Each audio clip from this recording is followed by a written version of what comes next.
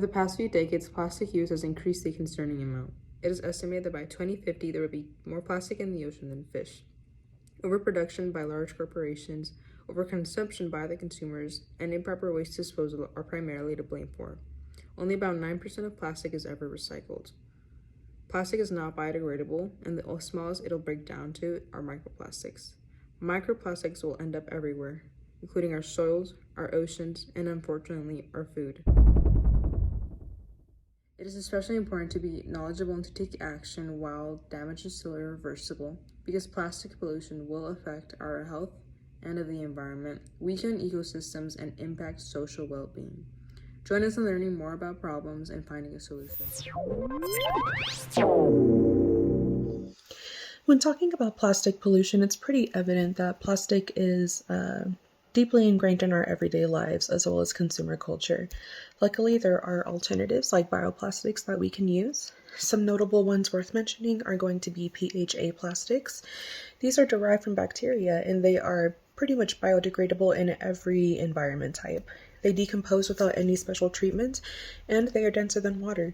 So should they make their way to the ocean, they will sink and continue to biodegrade there. Seaweed plastics are another one worth mentioning. They are sustainable and very cheap to make, so an economically viable solution. They can also be used to replace single-use plastics, which are one of the most invasive plastics in plastic pollution, and they produce significantly lower amounts of carbon emissions. Mushroom plastics are the last I'd like to mention. They are vegetative tissues extracted and solidified into newer structures, and they are quite sturdy, so they can actually be used to replace things like PVC piping, body armor, and aircraft exoskeletons. I talked a little bit earlier about plastic alternatives like bioplastics, but I wanted to shift the focus onto the plastics that are currently remaining. So even though plastics can take centuries to biodegrade, there are solutions. One solution would be to turn remaining plastics into roads. So plastic roads are more durable than asphalt roads, and they can be recycled up to 7 times into new roads. They also produce 72% less carbon emissions than traditional asphalt roads do. As mentioned earlier, plastics can take a very long time to biodegrade. But luckily, we do have a friend named Aspergillus turbinensis. So this is actually a plastic-eating fungi, which has shown great success in breaking down plastics. These fungi could be introduced to landfills, and that would help us further mitigate current plastic pollution. Making the change as a consumer can feel like such a daunting task. The sustainable way of living seems so far out of reach, whereas the unsustainable way of life seems like it's unavoidable. It feels like it's everywhere. And that's not just in our heads. According to earthday.org, in 2017, 146 million tons of plastic was used in packaging production alone. So that means it's like not even counting the other stuff. So part of making this transition is going to involve empowering and educating consumers to make healthy decisions for the environment and for their wallets. Now, it's not realistic to ask the average person to completely change their lifestyle, especially if it's out of financial reach, but there are some small changes that anyone can make in order to make even just like a fraction of a difference. For example, we have all seen one of these before.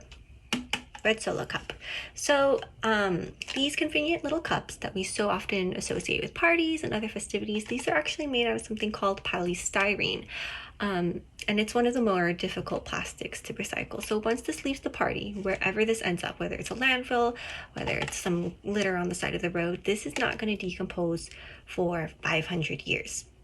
Okay, and this is where a single cup, reusable cup, or tumbler like this one can help keep more of these immortal plastics from entering our environment.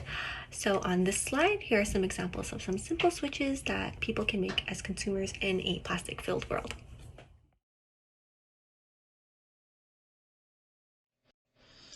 So, I just wanted to touch base today on a strategy when it comes to breaking the cycle of the use of single-use plastics.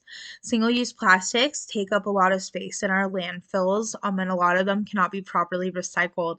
This is a big reason of plastic pollution and also a big cause of microplastics that are harmful to the environment. A way that we could break the use of single-use plastics is more and more places that you can refill products at, aka refilleries, or whatever you would like to call them, uh, are becoming more of a thing a lot. In conclusion, plastic pollution is a very big issue that we are dealing with all around the world. This is very harmful to us as humans, our wildlife systems, and also very much so our environment. With banding together and collectively taking these active measures to reduce our carbon footprint, making small changes, and everyone taking the responsibility needed for their party, we can come together to reduce plastic pollution and hopefully combat this major issue and wicked problem.